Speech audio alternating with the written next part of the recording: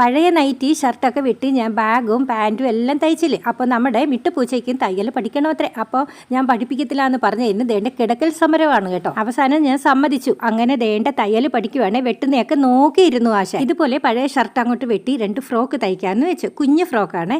അപ്പോൾ ഷർട്ടിൻ്റെ കൈക്കുഴിയുടെ അവിടെ വെച്ച് നേരെ അങ്ങോട്ട് വെട്ടി ഷർട്ട് അങ്ങോട്ട് മാറ്റുക. എന്നിട്ട് കുഞ്ഞിൻ്റെ ഫ്രോക്കിൻ്റെ അടയാളത്തിൽ നമുക്ക് കയ്യും ഒക്കെ വെട്ടിയിട്ട് നമുക്ക് ദേണ്ടി ഇങ്ങനെ അങ്ങോട്ട് തയ്ക്കാം. ബട്ടൺസ് വെക്കുന്ന ഭാഗം നല്ലതുപോലെ അടിച്ചങ്ങോട്ട് യോജിപ്പിക്കാവേ. എന്നിട്ട് ദേണ്ട കഴുത്തിൻ്റെ അവിടെ അപ്പുറത്തും ഇപ്പുറത്തും പുറകേലും മുമ്പിലുമായിട്ട് ഫ്രില്ല് വെക്കുന്ന രീതിയിൽ വള്ളി അങ്ങോട്ട് വെച്ച് കഴിഞ്ഞാൽ ഫ്രോക്കാവും. പിന്നെ ഞാൻ ആ കോളറെല്ലാം വെട്ടിയിട്ട് ദേണ്ട കുഞ്ഞൊരു ഫ്രോക്കും കൂടെ തയ്ക്കാമെന്ന് വിചാരിച്ചേ. അപ്പോൾ കൈ അങ്ങോട്ട് വെട്ടി ഞൊറിയൊക്കെ അങ്ങോട്ട് വെച്ച് കിട്ടി. ഇപ്പോൾ ദേണ്ട 2 ഫ്രോക്ക് അങ്ങോട്ട് കിട്ടി. പിന്നെ അളവില്ലാത്തതുകൊണ്ട് ഇച്ചിരി വ്യത്യാസമൊക്കെ കാണും. ഇനി നമുക്ക് അളവെടുത്ത് നല്ലതുപോലെ തയ്ക്കാം. ഇതുപോലെ പഴയ തുണികളൊക്കെ വെട്ടി നമുക്ക് ഇങ്ങനെയൊക്കെ തയ്ച്ചാൽ ഇനി പുതിയ തുണി വെച്ച് നല്ലതുപോലെ തയ്ക്കാം. അപ്പം നമുക്ക് അളവൊക്കെ എടുത്ത് നല്ല തയ്ച്ച് മിടുക്കിയാവാവേ. അപ്പോൾ എല്ലാവരും ഇങ്ങനെ ഒന്ന് ട്രൈ ചെയ്യണം. അപ്പോൾ ഇത്രയേ ഉള്ളൂ. ടാറ്റാ.